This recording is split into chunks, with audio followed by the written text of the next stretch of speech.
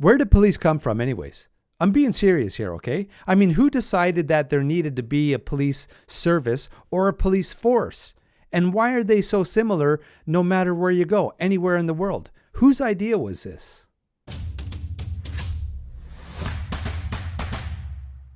Have you ever heard of ethical policing or heard of an ethical police force?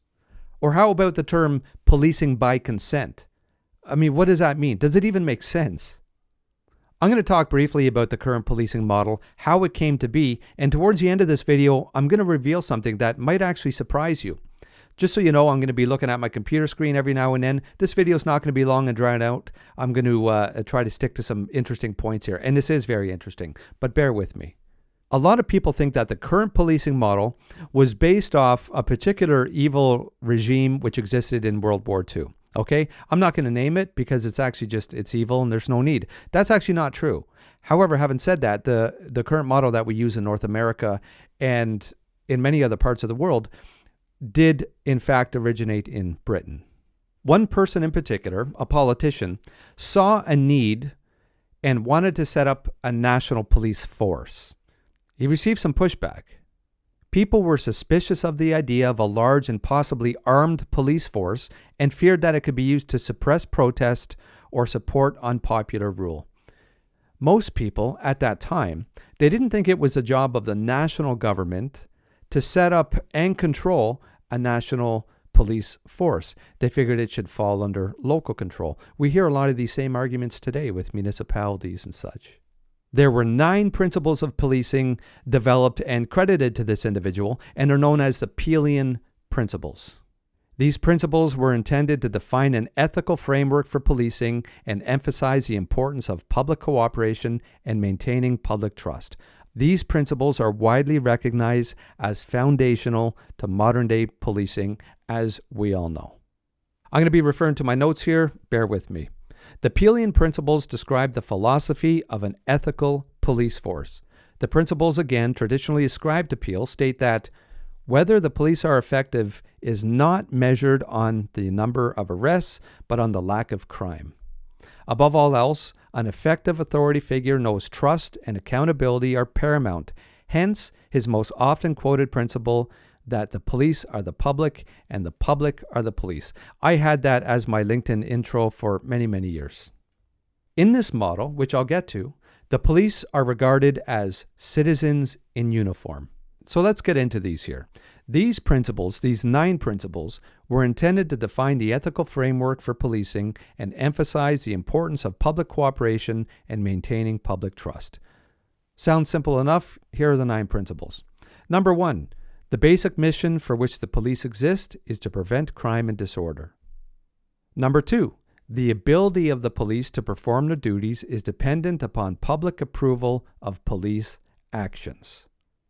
Number 3, police must secure the willing cooperation of the public in voluntary observance of the law to be able to secure and maintain the respect of the public.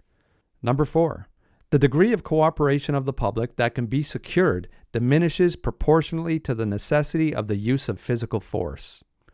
Number 5, police seek and preserve public favor by not catering to public opinion, but by constantly demonstrating absolute impartial service to the law.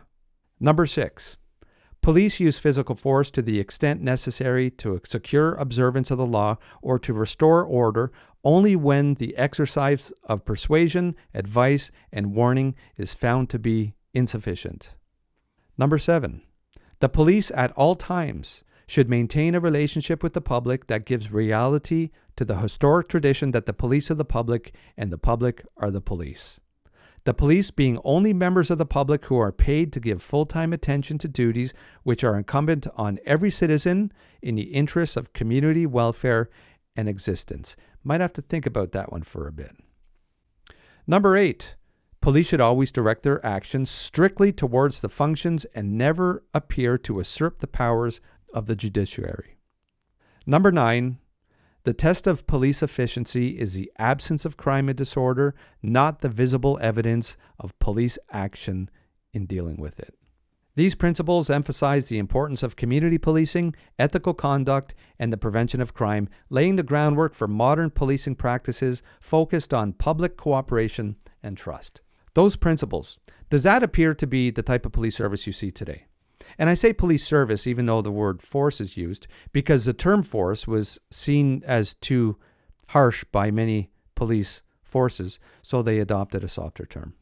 But here's what's interesting about these principles, and I think it's actually very cool. These were developed in 1829, almost 200 years ago, credited to Sir Robert Peel. These are known as the Peelian Principles, and he is also, again, I mentioned this earlier, seen as the father of modern-day policing. When I got hired as a police officer in the year 2000, I thought the term community policing was actually a relatively new term. The concept of community policing was a relatively new term. I had no clue that it dated back so long.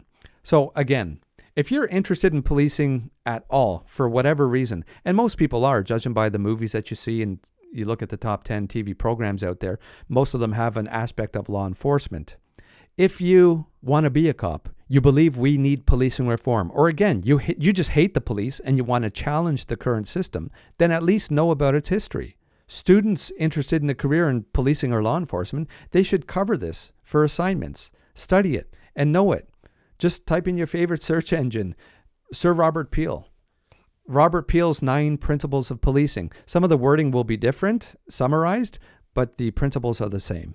A lot of these videos I make, the idea comes from the comments section. Someone leaves a comment. I mentioned before, I read every single comment, and when it's appropriate, I do respond.